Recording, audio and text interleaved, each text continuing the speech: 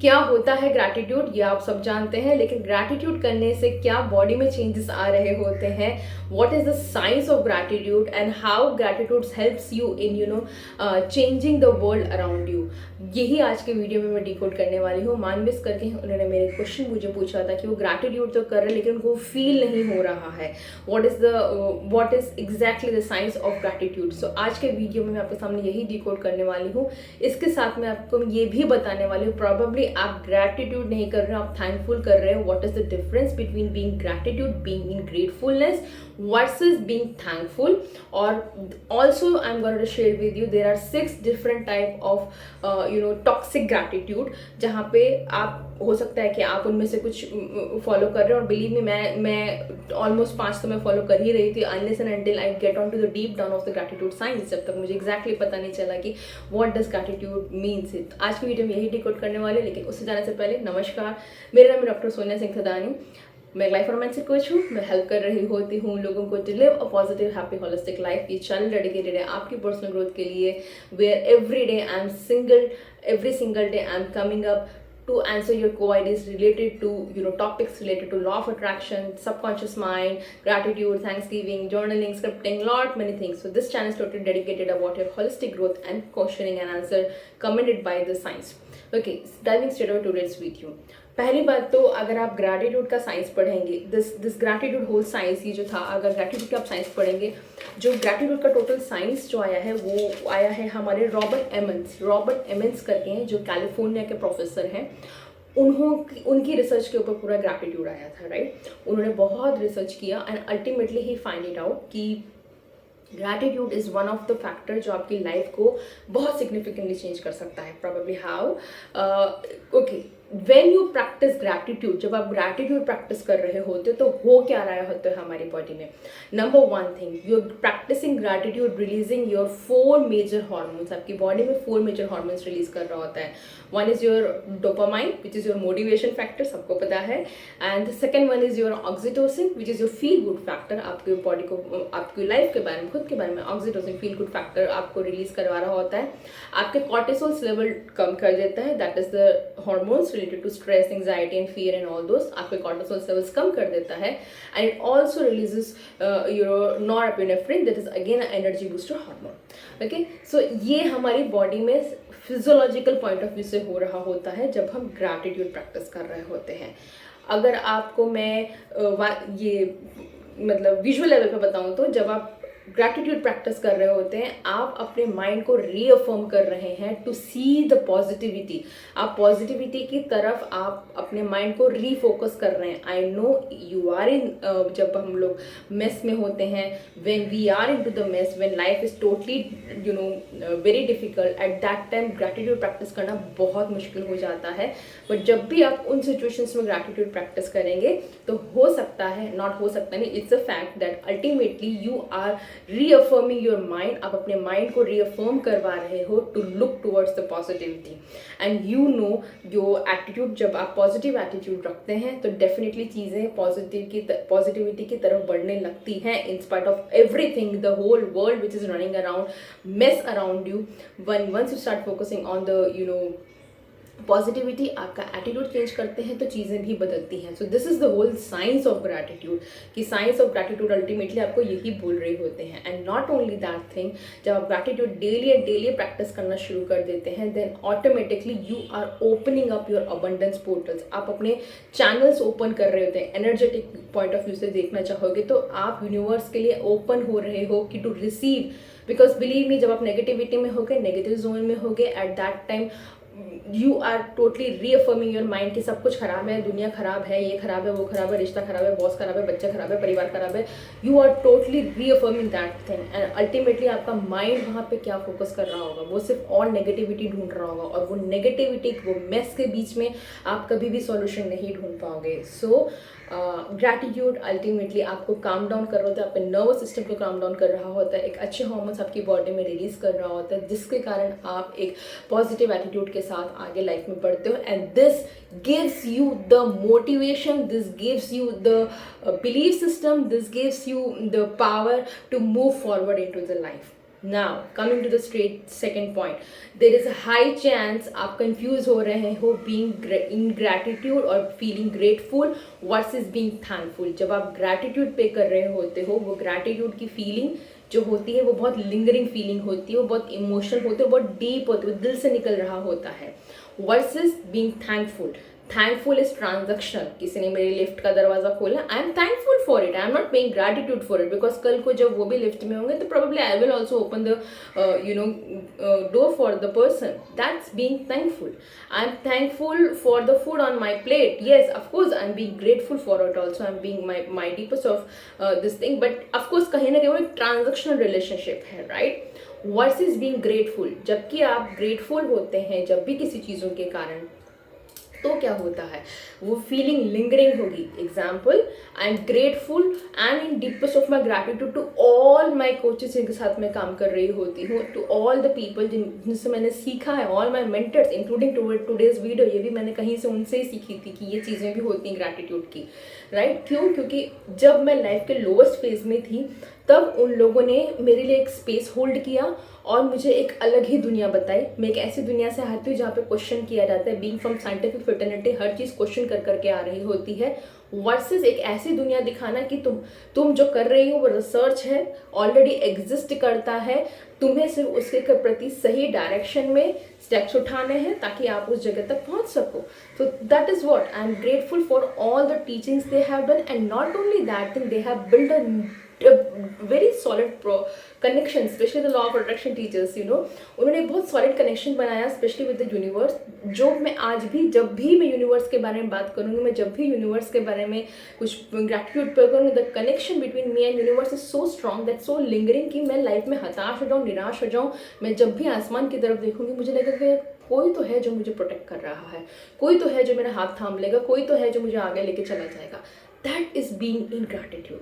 So first of all, आप just start thinking कि are you being thankful or are you being grateful? Grateful or being in a gratitude is very deeply moving. I am thankful for my daughter because being a daughter, she always make me a mother.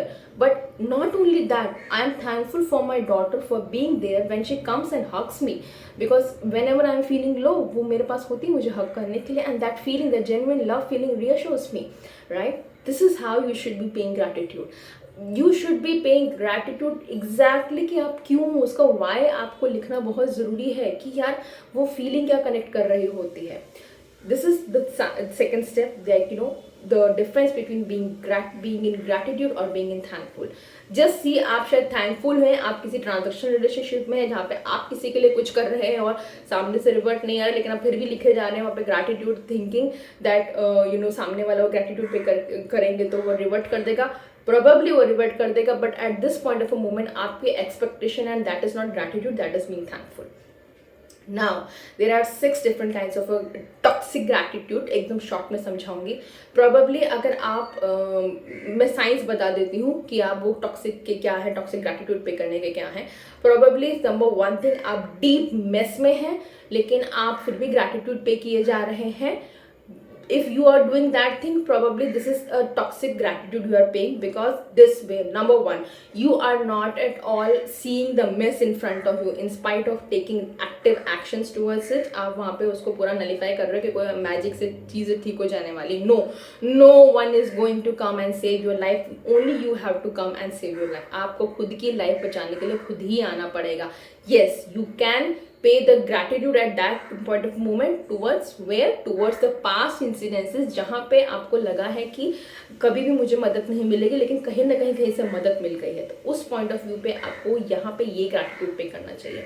Number second thing, probably आप जिसमें मैं भी बहुत guilt feel करती हूँ, जहाँ पे probably हम लोग ना मैनिपुलेट के लिए कर रहे होते हैं. एग्जाम्पल तो जब मेरी बच्ची खाना नहीं खा रही होती, लाइक ऑल फसी ईटर, थैंकफुली अब वो बहुत अच्छे से खाने लग, मतलब उसने वैरायटीज़ इंक्रीज़ कर दी है खाने में, लेकिन जब वो खाना नहीं खा रही होती थी, अभी भी जब उसको कुछ पसंद नहीं आता, तो मैं बोलती हूँ यू शुड बी थैंकफुल, तुम्हें थैंकफुल होना चाहिए कि तुम्हारे प्लेट पे तो खाना है.